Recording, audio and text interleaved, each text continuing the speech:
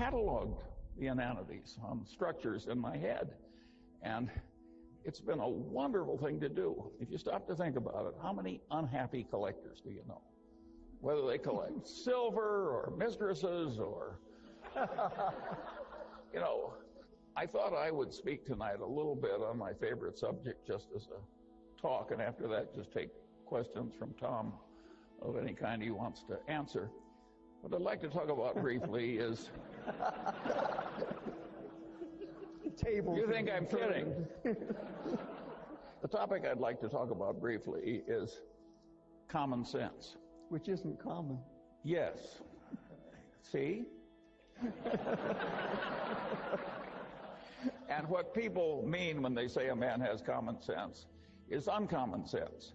And usually they don't mean that the man has a narrow little activity he's good at, like knitting sweaters, and he sticks to that. What they mean is a man that can operate over a pretty broad range of human territory without making any big boners.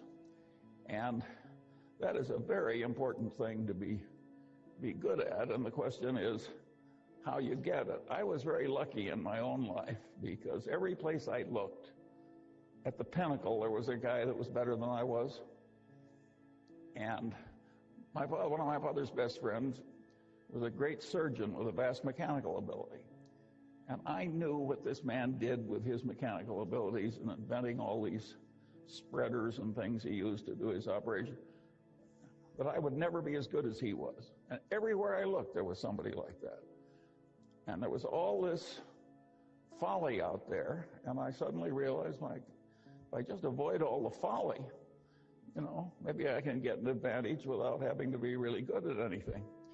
And I kept doing that all my life, and it worked so well that I enjoy sharing it with people like you.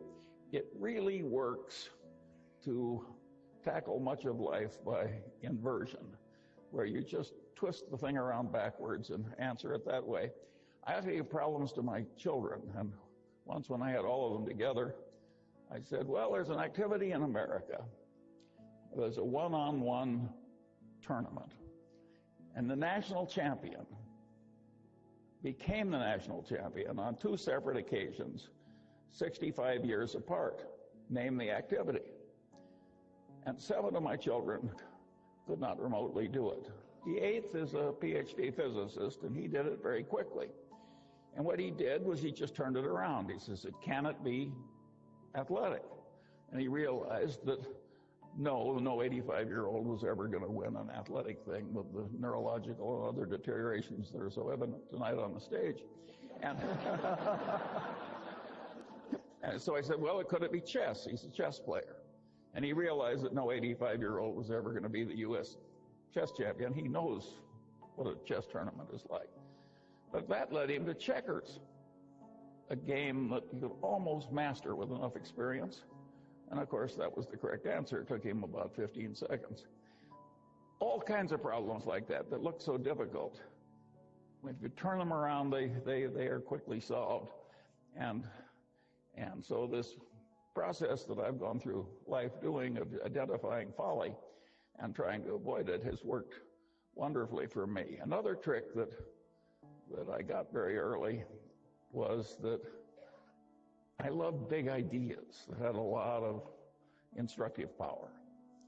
And I liked them so well that I didn't mind when they were in somebody else's territory. I just went in and took the ideas. So I paid no attention to the territorial boundaries of academic disciplines.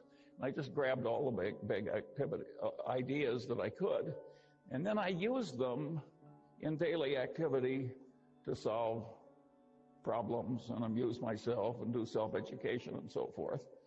Well, that makes me a collector. I'm a collector of inanity. And I've cataloged the inanities on structures in my head. And it's been a wonderful thing to do. If you stop to think about it, how many unhappy collectors do you know? Whether they collect silver or mistresses or, you know, by and large, collectors are happy. And collecting inanities is just wonderful. if you collect stamps the way I once did, I soon had a U.S. stamp collection I couldn't afford to add a stamp to. Well, what fun is collecting when you can't afford the next stamp? When you're collecting inanities, there's never a shortage. And there's all this low-hanging fruit. We had one this morning from the governor of New York. That was pretty expensive fruit. Well, but this is just a wonderful activity, and it's amused me and instructed me all my life. And another thing that I got into when I did that was to be very interested in seeing how these ideas interplayed together. There's not big academic reward or worldly reward for integrating one discipline for a strange discipline, but a strange discipline that's not your own. So if you do it in your head, you're in a territory without much competition. Warren always says you should take the high road in life because it's less crowded. And this is a less crowded mental road in life, and it really works. And of course, when you do that, you get into issues where ideas are in conflict. And of course, it demands synthesis. Well, a lot of people, when they see a demand for synthesis immediately retreat into whatever orthodoxy they came from. That's not the Munger. If there's two big, powerful ideas and there's a terrible tension between them and synthesis is demanded, I look it up if I can, and if I can't look it up, I try and figure it out, and if I have a poor approximation, I use that for a few years until it gets better. I got another idea that was very useful. I always liked Occam's razor. Now, that is a wonderful way to think. You can argue that Einstein's whole career was just a marvelous demonstration of Occam's razor. E equals mc squared is a pretty damn simple idea, but think of the power of it. And then Einstein developed, some people say, a counter-corollary to Occam's razor. This may be apocryphal because I've never seen it in any original source I trusted, but I've seen Einstein quoted with this observation over and over again. Everything should be made as simple as possible, but no more simple. Well, if Einstein didn't say it, he should have said it, because this is a very sound idea. I later developed a supplement to that corollary. And my supplement to Einstein's corollary was that, about Occam's razor, was in messy social science, if the result you're observing is a Lollapalooza, look for a confluence of multiple causes, multiple forces operating in the same direction.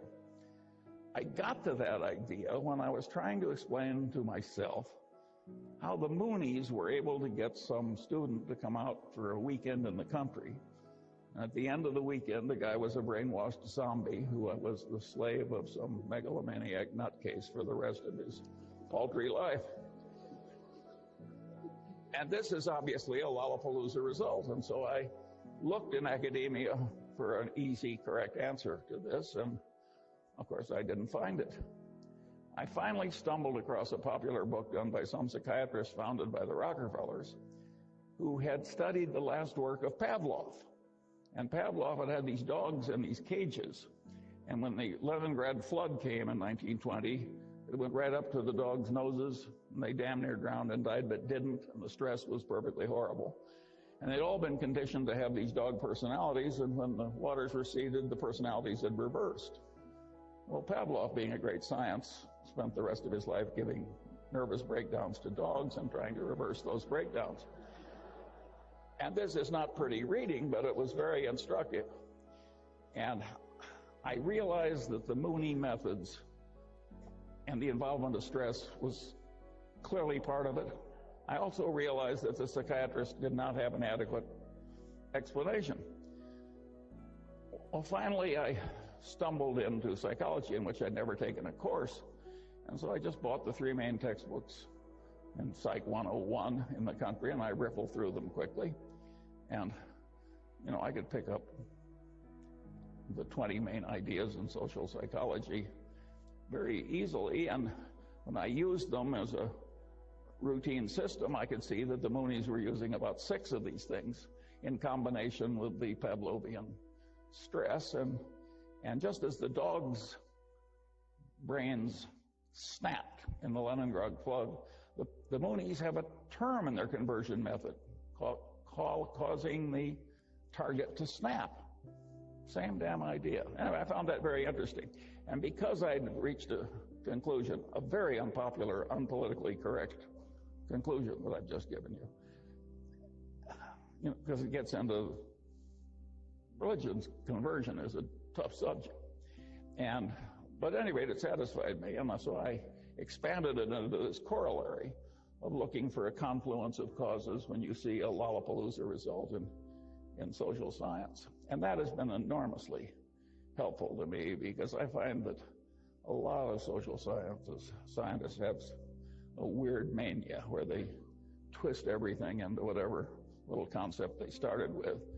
Again, it's that old saying, to a man with a hammer, every problem looks pretty much like a nail. And I have worked hard to avoid that problem. And of course, if you grab the big ideas in all the disciplines, by definition, you're a man with multiple tools. So you're less likely to commit the inanities of the people who twist every problem into being a nail. Well, at any rate, there were a series of tricks like that I used as I went through life, and it was amazing how many times I'd find something that I could easily solve with my little bag of mental tricks that had missed other people who were eminent in their field. I could go right into their territory sometimes and see more clearly than the professional denizen how his conclusions fit into the bigger picture. Again, this is a very dangerous attitude to have in ordinary social discourse. But it's a very good way to invest money. At any rate, that's the kind of a peculiar man you have here tonight. And of course, I idolized Ben Franklin because I identify with him. Of course, he was so much more talented than I am. It's just a joke to make the comparison.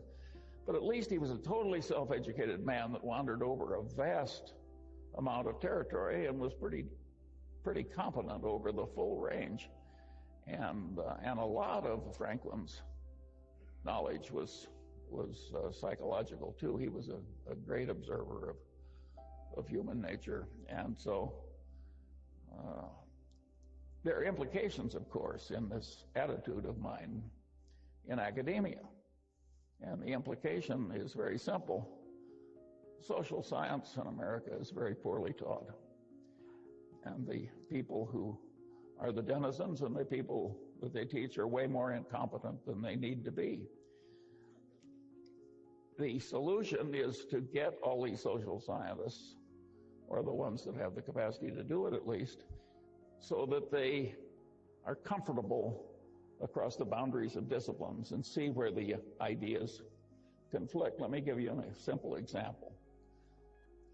If you went around Caltech and asked people, where do the laws of chemistry not apply? Practically everybody would say, well, they don't work in a hot plasma. No big deal. But if you ask a bunch of people that have taken the main course in economics and have gone on to business school in America, you say, well, you're selling something in which is measured in units, and you want to sell more units. Do you raise the price or lower the price? Well, they've seen supply and demand. You lower the price. Then you say, tell me the occasions on which, if you want to sell more units, you raise the price. Now, this is an intelligent group. You've been through social science. I'm giving you some time. Will anybody who has the right answer raise his hand? Yeah, luxury goods. That's what do. About 1 in 50 comes up with the idea of luxury goods. Right. That the price is sort of a signal that it's high quality, and if it's not a signal of high quality, it's a way of bragging to your friends that you have both discrimination and money. But one other interesting example is the one that happened to my Caltech-educated friend Bill Ballhaus, who was CEO of Beckman Instruments, a company founded by another eminent Caltech professor.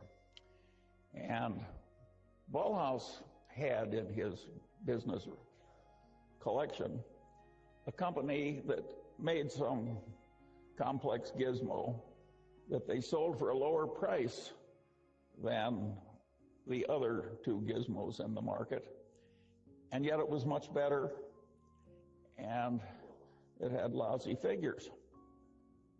And Ballhaus took one look at it, and he realized that it was a gizmo where if it failed, it imposed enormous costs on the owner of the gizmo, and he recognized that the price being low was sending the signal wrong in reverse. This can't be very good, or it would. So he raised the price enormously and sold way more units, and of course the profits went up at a truly dramatic way. So these idiots that can't answer the question are leaving a lot of money on the table that a man like Ballhaus knows how to get. And the world is just full of opportunities like that for people who get the main points and go across it. But of course, that's not the main answer to the question. That's just the Ballhaus byway. The main answer to the question is very simple. Suppose you raise the price and use the money to bribe the other guy's purchasing agent. Well, you can laugh because it's so obvious once somebody points it out. But who was raising his hand over that one after all the fancy education you've had? And the kissing cousin of that direct bribery of the other guy's purchasing agent, that's the way title insurance is sold in America, that's the way load mutual funds are sold in America, that's the way a certain amount of defense contracting has been done or attempted to be done. It's a huge, important part of capitalistic life, that business of raising the price and using the money to enhance sales. And of course, there are legitimate ways to do it too, like legitimate information through advertising or otherwise.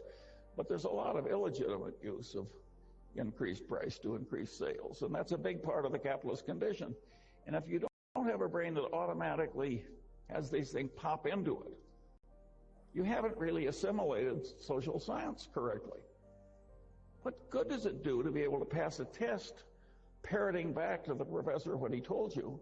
Well, that'll get you an academic label, but it won't get you the many millions of dollars Ballhaus made by raising the price, and it won't get you really fabulous investment results in life if it takes some imagination. If you don't see how all these things work and how they interplay. And of course, the way to get that competency, like any other competency, is to adopt the necessary elements and practice using it over a considerable period of time and a considerable area of complexity. And now, get to a really interesting question. Can we fix the social sciences so they aren't such total horses' asses? And the answer is yes. Is it likely to happen? The answer is no. It will happen eventually because, well, here I'm going to lose my humility prize. I had a guy in the Harvard Law Review ahead of me. He said to me once in the course of an argument, he said, "Charlie, think about it for a while and you'll agree with me because you're smart and I'm right." Well, the liberal arts are going to come to the Munger system in due course because they're smart and I'm right. It can be done better, but it can't be done better with a crazy reward system that allows people to be as silly as they are in many departments. I always liked the story of P.J. O'Rourke, who said, you know, he says, the last communist dictator of Albania was a pure communist. And he finally threw out the Russian embassy because they'd lost the pure faith. And then he kicked out the Chinese communists because they'd lost the pure faith. And he said, finally, he was only comfortable with two places in the world. One was the communist dictator of North Korea, and the other was the English department at Yale. Well, you think I'm kidding,